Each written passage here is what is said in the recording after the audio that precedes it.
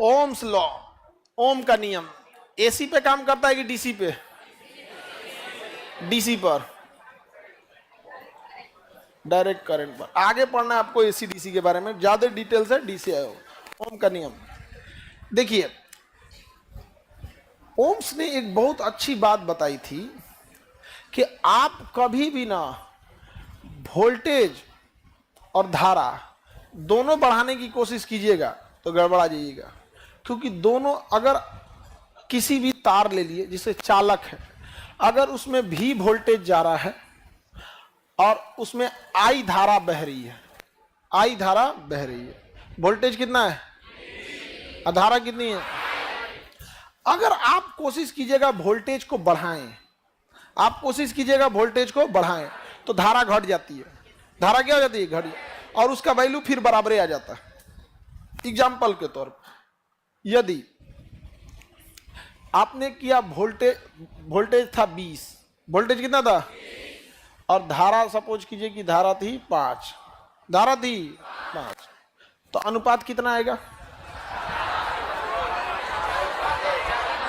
4/1, यानी 4 आएगा। अनुपात कितना आएगा? 4। तो ओम ने क्या किया ना, अपने एक प्रयोग से धारा को थोड़ा आगे पीछे करके देखा। क्या किया?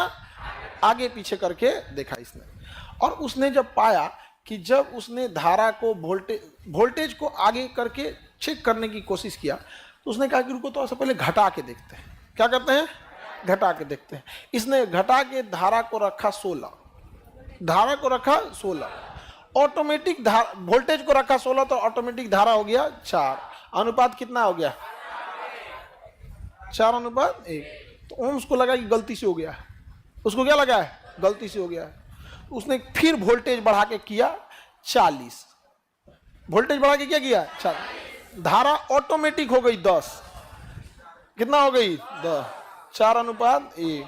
अब ओम पगला गया, कहा कि अरे तरीका ये क्या हो रहा है रे भाई, ईगो को बढ़ा रहे हैं, दूसरा का आगे पीछे हो रहा है यहाँ पर।